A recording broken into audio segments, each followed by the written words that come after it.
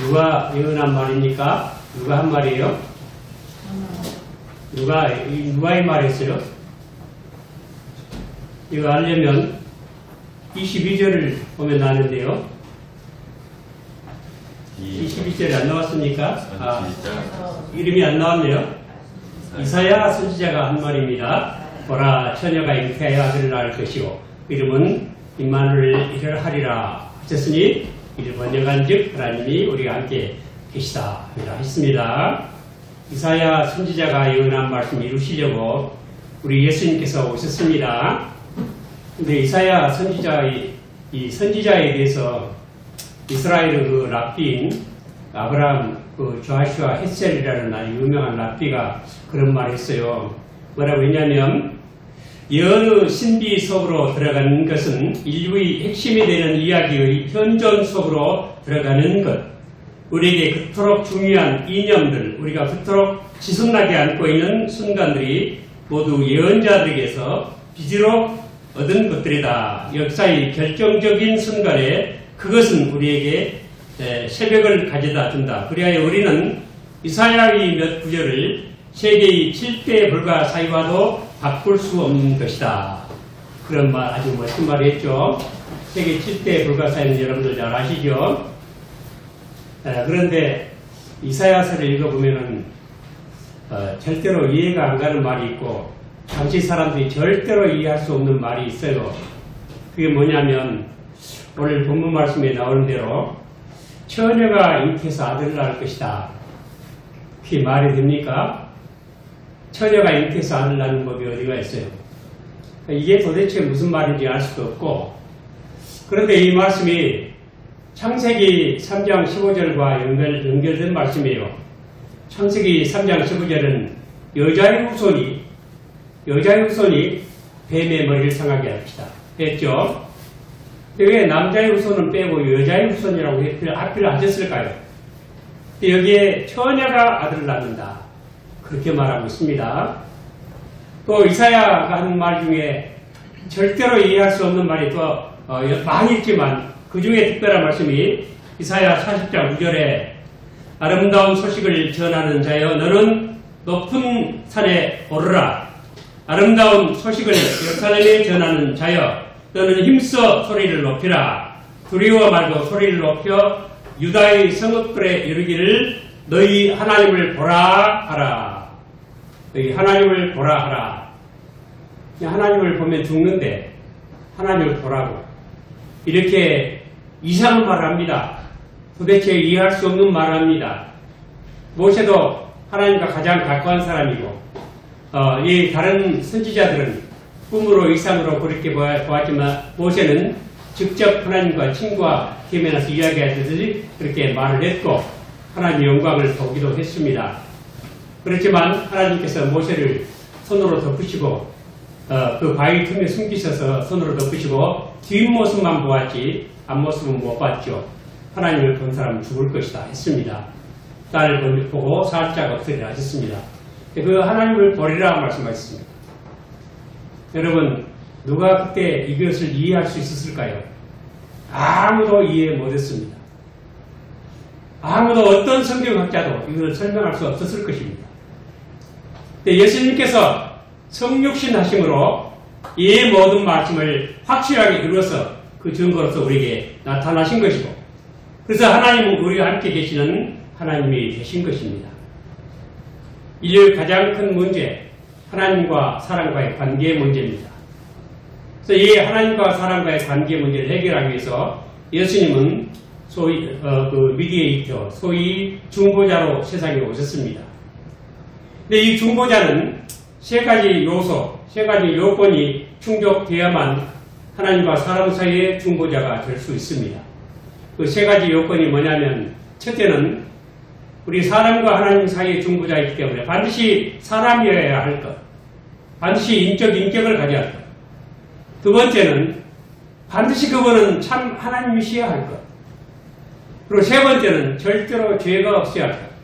이 세 가지가 중보자의 3대 요건입니다. 중보자의 3대 요건이 뭐라고요? 첫째는 참 사람, 반드시 사람이어야 할 것. 두 번째는 반드시 하나님이셔야 할 것. 참 하나님. 세 번째는 뭐라고요? 죄가 없어야 할 것. 그런데 세상에 그런 사람이 있어요, 없어요? 누가 참 하나님은 참 사람입니까?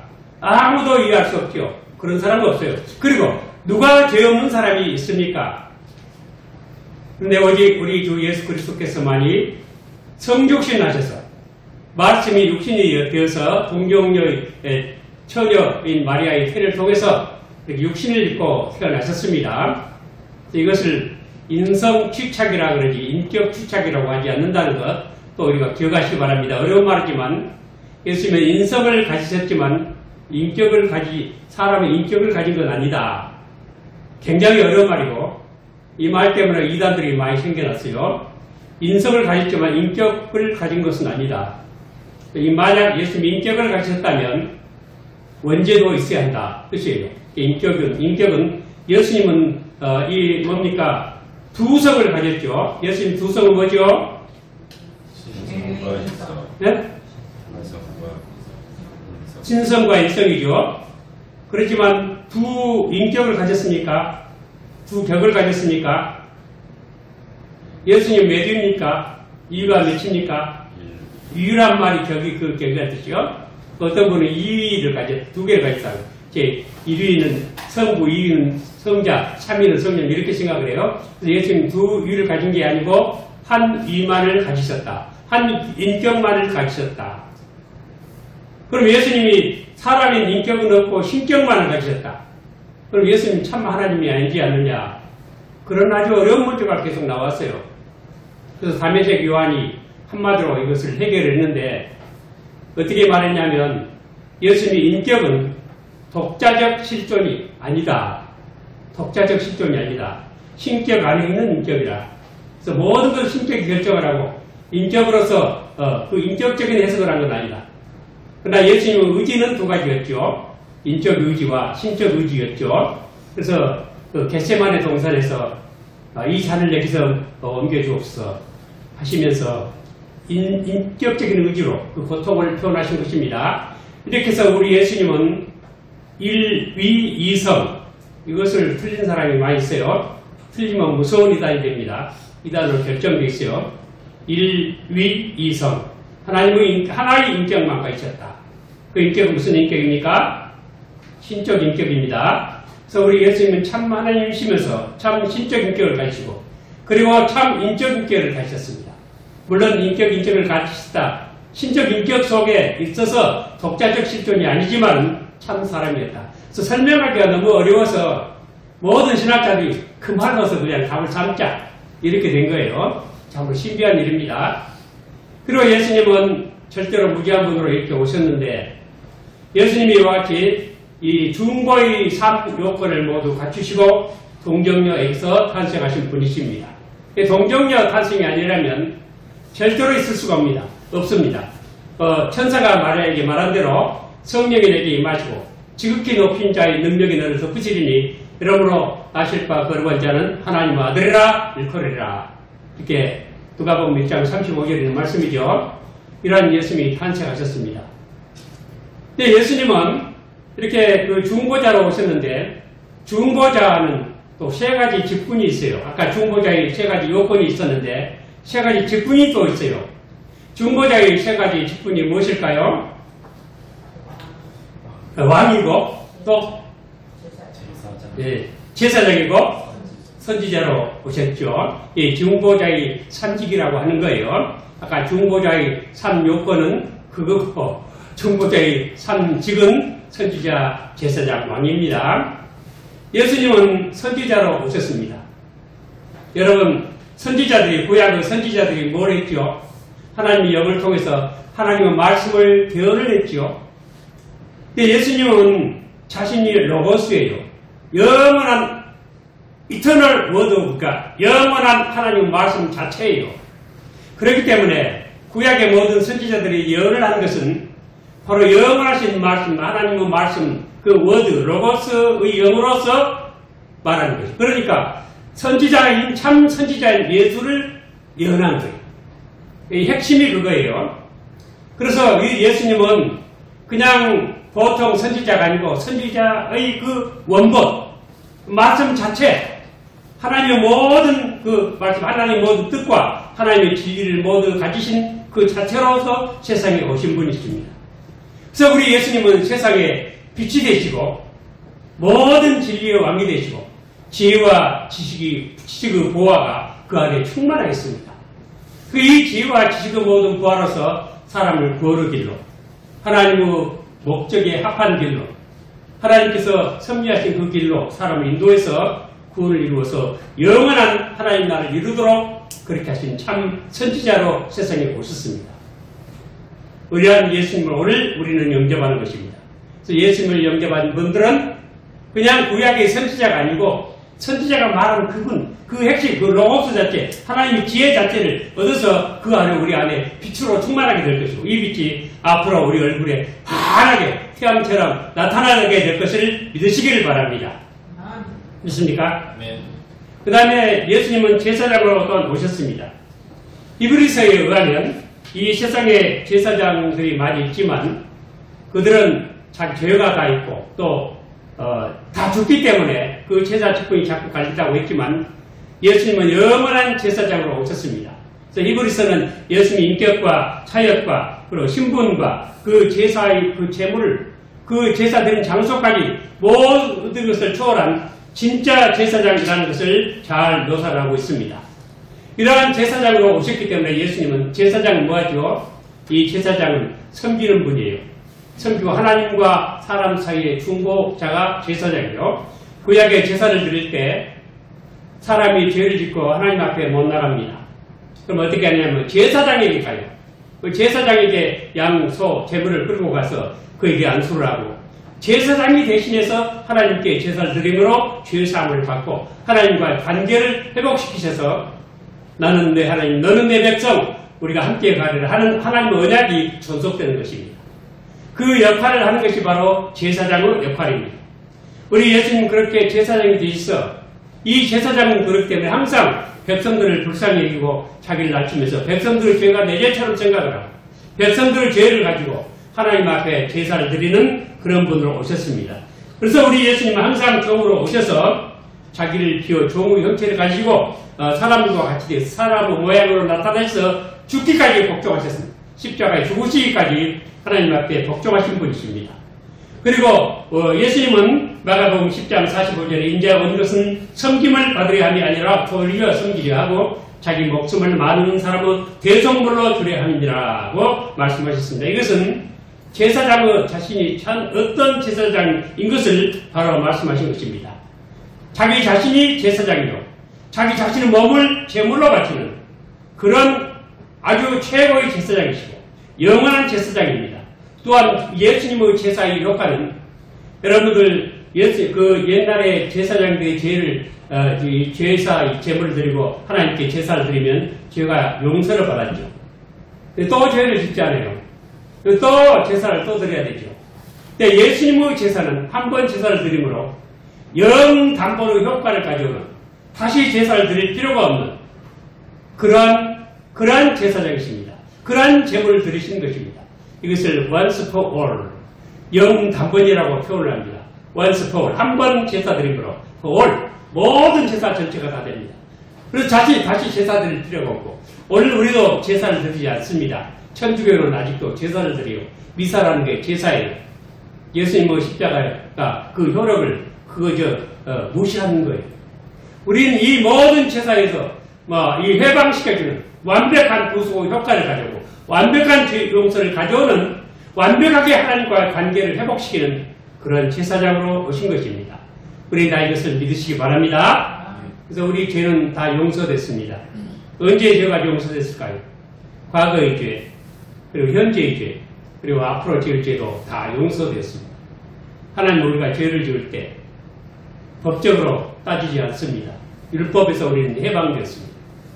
여러분, 자녀들이 잘못하면 법적으로 끌고 갑니까? 매를 때려도 법적으로 따지지 않습니다. 정죄하지 않습니다. 우리가 그런 신분이 된 것입니다. 어떻게 예수 그리스도 제사 직분 때문에 그렇게 된 것인 줄로 믿으시기를 바랍니다. 그래서 한 사람이 이렇게 순종치 아니하므로 많은 사람이 죄에 있는 것 같이 한 사람이 순종하심으로 많은 사람이 의인이 되리라 하는 그런 완벽한 제사를 모든 사람을 위해 드리기 위해서 세상에 오신 것입니다. 이런 예수님을 기쁨으로 환영하는 모든 분들을 다 죄가 없어지고 하나님 앞에 바로 서게 될 줄로 믿으시기를 바랍니다. 그리고 예수님은 참으로 왕으로 또 이렇게 오셨습니다. 왕은 뭘 하는 것이죠? 왕은 통치를 합니다. 어떻게 통치를 해야 될까요? 오늘 우리 우리 뭐지요? 아까 예배 드릴 때 그런 생각에는 이 찬송가 뒤에 나온 교동문에 나왔죠. 작은 이유로 영원토록 공평과 정의로 그 나라를 보존하실 것이다. 나라 왕이 되는 왕의 직분의 핵심은 공평과 정의를 실행함으로만이 왕의 자리를 유지할 수 있습니다. 공평과 정의를 실행하지 않고 이것을 가지고 장난치면 왕위는 없는 것입니다. 그것을 오늘 우리는 맛보고 체험하고 있는 것입니다. 우리 예수님은 공평과 정의로서 우리를 다스리시는 분이십니다. 이렇게 우리 제사장으로서 선지자로서 왕으로서 우리 예수님 오늘 우리를 오셔서 오늘 우리를 다스리십니다. 우리 예수님의 통치를 받는 자들은 하나님의 백성이고 하나님의 영원한 축복을 받게 되어 있습니다. 이런 예수님의 삼중직이 오늘날 어떻게 나타나고 있는가? 첫째로 교회로 나타나고 있습니다. 교회의 모든 직분들은 바로 그리스도 삼중직의 하나의 그 상징입니다. 교회의 직분들, 교회의 직분하면 딱 두 가지를 말합니다. 목사와 집사, 장로와 집사입니다. 근데 장로는 이름이 두 가지입니다. 명칭이 두 가지예요. 그리고 그 명칭 두 가지가 뭐냐면 하나는 목사요, 하나는 장로예요. 그리고 그 직분이 두 가지요. 목사와 장로고 또 명칭이 두 가지요. 하나는 감독이고 하나는 장로예요. 그러니까 목사, 장로 그리고 감독과 장로 이렇게 되어 있습니다. 그런데 이 목사는 선지직, 제사직, 왕직을 다 가집니다. 말씀을 가짐으로 그리고 하나님께 제사함으로 예배드리며 그리고 그 교리를 치리함으로 그렇습니다. 장로는 치리권과 봉사권을 갖습니다. 교회의 삼중 세 가지 직분은 이렇게 말씀을 선포하는 직과 말씀직 그리고 그 다음에 교회를 치리하는 직과 그 다음에 섬기는 제사장직, 봉사직입니다. 그러니까 이 목사는 세 가지 직을 다 갖습니다. 말씀직 그리고 이 감독직 그리고 이 봉사직입니다. 장로는 두 가지 직을 갖습니다. 장로는 말씀을 설교하는 직분이 아닙니다. 그래서 장로는 말씀을 설교하는 직분이 아닌 사람은 성찬을 거행해도 안 됩니다. 그리고 당연히 이 교회를 감독을 합니다. 그래서 모든 말씀을 통해서 성도들이 바로 다루는 짓은 감독을 하는 직분입니다. 그리고 늘 섬기는 자세를 가지고 늘 봉사하고 섬기는 자가 바로 이 장로입니다. 그리고 집사는 제사장직만 갖습니다. 바로 섬기는 직만 갖는 게 집사인 것입니다. 그래서 이 그리스도의 삼중직의 그 모양이 교회에 그대로 나타나고 그 바로 그리스도를 모형하는 것이 교회입니다. 그리고 마지막으로 이 삼중직은 어디에 있는가? 바로 사람 자신에게 있는 것입니다. 그리스도는 하나님의 형상이라고 고린도후서 4장 4절에 말씀했습니다. 그리고 골로새 1장 15절에도 그리스도는 보이지 아니하는 그는 보이지 아니하는 하나님의 형상이라고 말씀하셨습니다. 근데 사람이 하나님의 형상입니다. 그리스도가 하나님의 형상.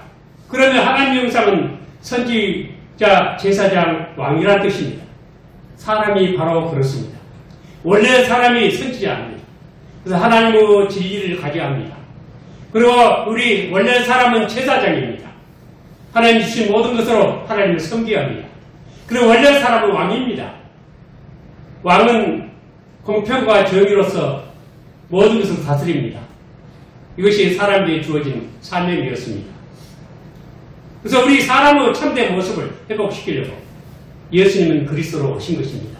그 하나님은 오늘 우리와 함께 계십니다. 그래서 예수 그리스도의 형상, 삼중직의 형상을 바로 구현하는 교회가 참 교회예요. 그리스도의 삼중직을 참으로 이렇게 구현하는 사람이 참 사람인 것입니다. 사람다운 사람이 무엇일까요? 여러분, 우리 그 신학교, 제국신학교 그 교훈이 뭐냐면요. 신학 성전목이라는데 신자가 되라, 학자가 되라, 성자가 되라, 전도자가 되라, 목회자가 되라 이건데 어떤 사람은 그걸 보고 먼저 인간이 되라 그런 말 하는 사람이 있어요. 근데 인간이 뭐냐면 바로 그 속에 인간이 다 들어있는 거예요. 선지자, 제사장, 왕으로서의 그런 존재가 바로 우리 인간 이런 존재의식을 가지시길 바랍니다. 이런 성탄절에 예수님 영접하시고 다 선지자와 같이 예수님처럼 참된 말씀의 사람, 참된 섬김의 사람, 참된 다스림의 사람이 다 되시기를 오늘 주님 이름으로 축원을 드립니다.